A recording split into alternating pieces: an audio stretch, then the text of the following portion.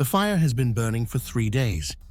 You're standing at the edge of a burial mound in Birka, Sweden, sometime around 900 AD, watching the smoke curl into a cold October sky.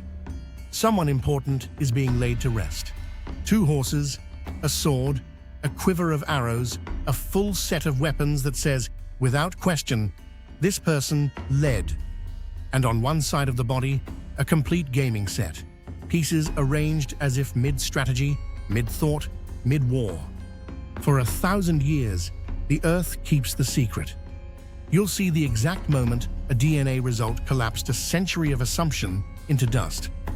You'll find out why a set of carved gaming pieces might be the strongest proof of military command in the entire grave.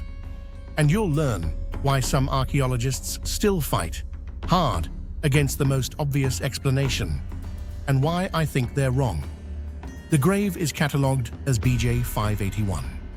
It was first excavated in the 1870s by a Swedish archaeologist named Hjalmar Stolper, working the ancient trading town of Birka on an island in Lake Mälaren.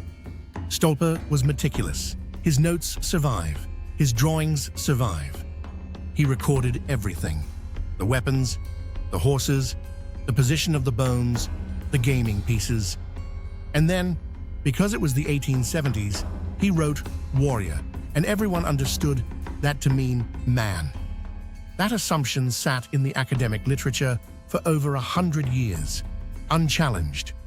I find that staggering, honestly, not because people were stupid, they weren't, but because the assumption was so total, it didn't even feel like an assumption.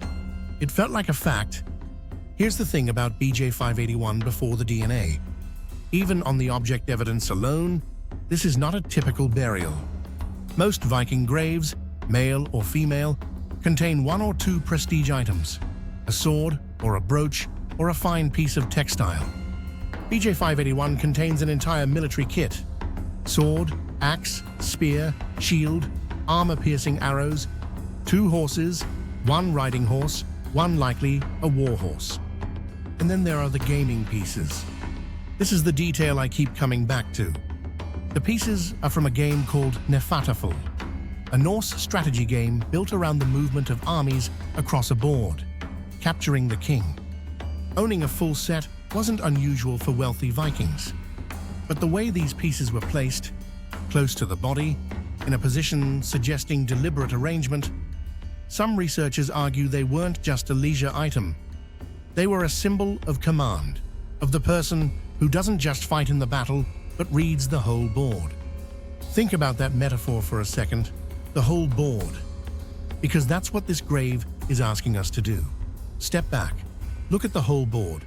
Not one object, not one assumption, but the entire picture. In 2017, a team led by researcher Anna Kjellström published genetic analysis of the bones from BJ 581. The result? Chromosomally female. The paper landed like a stone in still water. The ripples are still moving. Some researchers accepted it immediately. The grave goods hadn't changed. The bones hadn't changed. Only the assumption had changed. And that, they argued, was the whole point. Others pushed back, hard. The main challenge went like this. Could this be a symbolic burial? Could a female relative of a male warrior have been interred with his weapons as a statement of family prestige, not personal identity? It's not an insane question. Symbolic burial exists in the archaeological record. But here's where I get skeptical. The specific combination in BJ 581, riding equipment, tactical gaming set, weapons covering the full spectrum from close combat to ranged. This isn't a weapons collection. This is a functional military kit. You don't pack someone's grave with a warhorse and a strategy game to honor their husband. You pack it to honor them. And there's a second problem with the symbolic burial argument that I think gets underplayed. Birka was a military garrison town. BJ 581 is located in the main warrior burial ground, not a general cemetery. The address matters. You don't end up buried there by accident or by association. Now, here's the question I want you to sit with for the next few minutes. If this woman held military command, was she an exception, a single remarkable individual, or is she evidence of something broader that we've been looking away from? Because the thing is, she's not alone, not entirely. The Norse textual record, the sagas, the Eddic poetry, contains figures called skjaldmær, shield maidens. Historians have long debated whether these were mythological inventions, literary archetypes, or reflections of something real. The standard academic position, for most of the 20th century, was mythology. Probably mythology.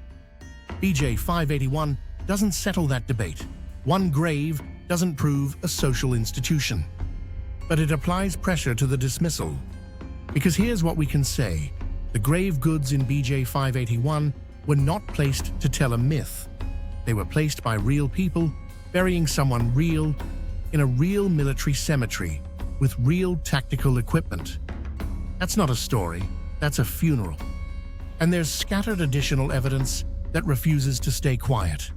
Some historians point to later medieval Scandinavian laws that specifically legislate against women bearing arms, which implies, at minimum, that the possibility was considered real enough to regulate. You don't write a law against something nobody is doing. The evidence here gets thin, I'll admit. We're reading shadows, but the shadows point in the same direction. Back to that gaming set. Here's what I think. And this is my read, not settled consensus. The Hnefatafl pieces are the most quietly radical objects in that grave. Weapons can be ceremonial. Weapons can be inherited. Weapons can be symbolic. But a strategy game, in that context, in that arrangement, in that specific military burial ground, that's an argument about what kind of mind this person had. Not just a fighter, a planner. The person in BJ 581 was someone believed, the person who read the whole board. A century of scholarship looked at that grave and saw what it expected to see. It took a DNA test to force the question that the objects had been asking all along. And here's what unsettles me, genuinely, when I sit with this story. BJ 581 was excavated in 1878. The bones have been in collections for nearly 150 years. How many other graves have we miscategorized? How many other BJ 581s are sitting in museum drawers right now, labeled with an assumption nobody thought to test? That's not a rhetorical question. Researchers have begun reanalyzing skeletal remains from other Scandinavian warrior burials, and early results suggest BJ 581 may not be as exceptional as the 2017 headlines implied. The woman in the grave at Birka didn't change history. She just forced us to read it more carefully. The whole board was always there. We just kept looking at one piece. Subscribe. There are more files where this one came from.